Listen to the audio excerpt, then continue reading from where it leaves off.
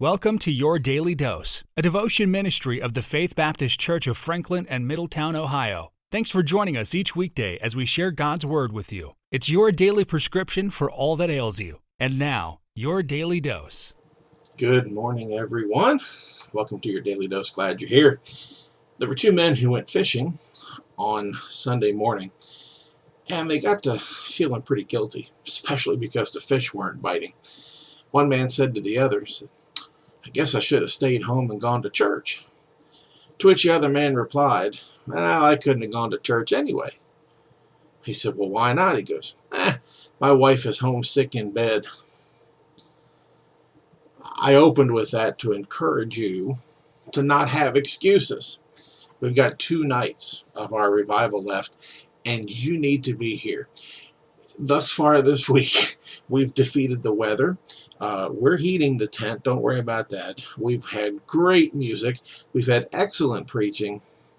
All we need is you. So I encourage you, as of the recording of this video, we've got 2 more services before the meeting comes to an end. 7 p.m. tonight, one last service Wednesday evening.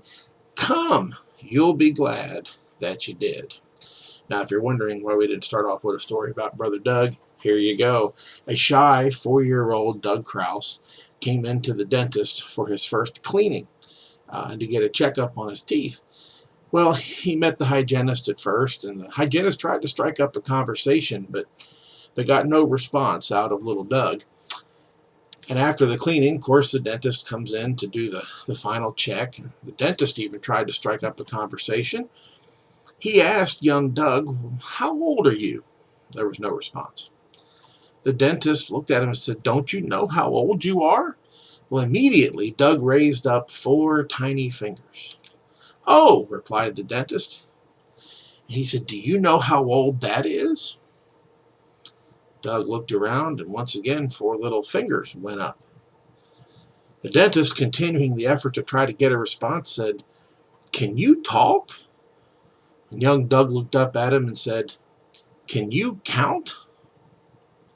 You know what? That really is an amazing question. Can you count? You know, often we sing that well-known hymn, "Count your blessings, name them one by one." But do we really? I remember when I was a teenager, the church my dad pastored in Texas, we had this one fellow who, he's probably in his 80s at that point. I hated greeting him. You know, our standard greeting when we see each other is what? "How are you?" Well, if you asked him that, it would turn into a 10, 15-minute gripe session about how bad his health was, how bad the roof on his house was, the high price of gasoline, the weather, the condition of the roads in East Texas. You get the idea. But, you know, it really is easy to get caught up in the trap set by Chicken Little, right? What was his little trap? The sky is falling. It doesn't have to be that way. See, you know, when I'm feeling down, there's only one thing that turns my frown upside down, and that is counting my blessings.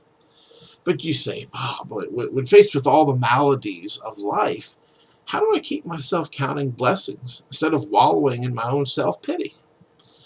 Well, I'm going to turn to David, Psalm 40. David wrote in the first 3 verses, "I waited patiently for the Lord, and he inclined unto me and heard my cry. He brought me up also out of a horrible pit, out of the miry clay, and set my feet upon a rock, and established my goings. And he hath put a new song in my mouth, even praise unto our God. Many shall see it and fear, and shall trust in the Lord." Here's how to count your blessings. First thing you have to have is a counting attitude. David stated that he waited patiently on the Lord. That's an amazing statement. If you read the entire psalm, it's understood from the context, even though we don't know the exact moment in his life when he wrote this psalm, but we do know that he had been delivered from some sort of pressing trouble. Now, what was his first inclination? To wait patiently on the Lord. You say, now, what's that got to do with counting our blessings? Well, his waiting was his first instinct, because David, a man after God's own heart after all, David knew that he could expect deliverance. David's own life represented that God heard his prayers, his petitions, his pressings. And David's life represented, probably more than anybody else in the scriptures, that God's people never wait in vain on God. See, the thing is, David had a counting attitude. He counted the blessing before it even arrived. His first inclination was to have that counting attitude. The second thing you have to have is a counting aptitude. Now, verse 2 is one of the most fantastic verses in the Bible. I mean, I've heard many songs written based on that verse. I've got a few sermons in my drawer just on the first couple verses here of Psalm 40. But what I get from this is that we as Christians are fully apt to see and to feel and to count our blessings. After all, God brought us out of the pit. He got us out of that miry clay. He set our feet on the rock to stay. And then what did he do? He established our goings. There is our aptitude. Now, you might say aptitude is not a word we use every day. What it means is that if you have an aptitude for something, it means you have a certain suitability to do a specific thing. And as Christians, you know what our aptitude is? It's to count our blessings. He set us on the rock, then sent us forth. My friend, if for nothing else than our salvation, we should have the counting aptitude.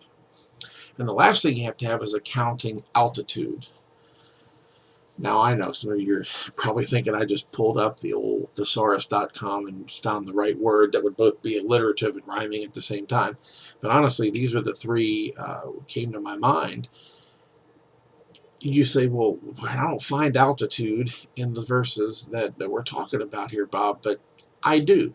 I find it in verse 3. David wrote, he put a new song in my mouth. You know what that is? That's the altitude we should have.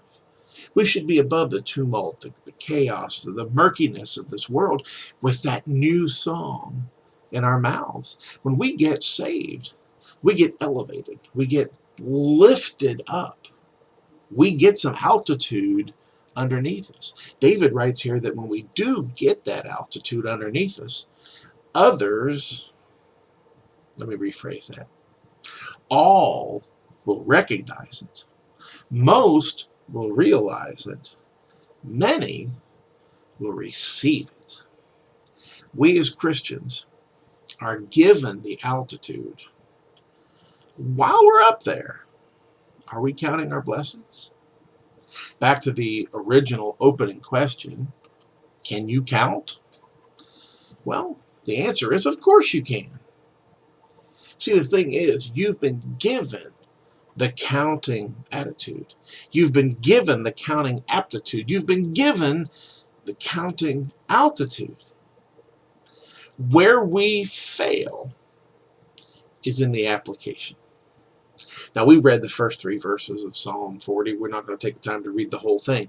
But in verse 16, David's wrapping up his thoughts. This is what he writes. Let all those that seek thee rejoice and be glad in thee.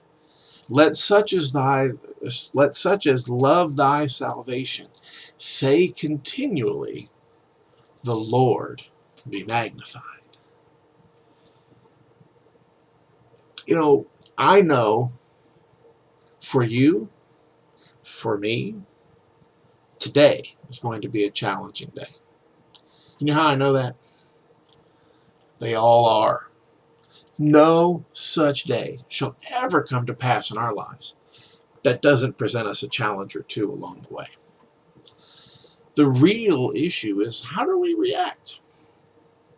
What is our first inclination?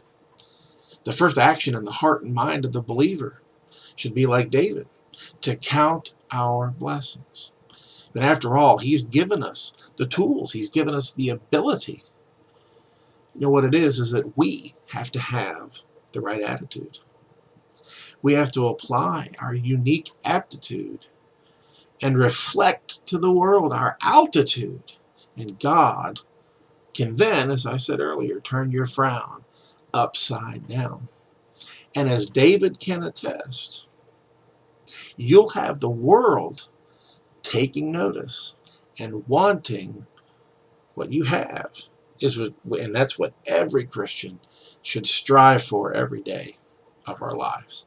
I hope this has been a blessing to you today. I look forward to seeing you in God's house, well, God's tent this evening. God bless and have a great day in the Lord.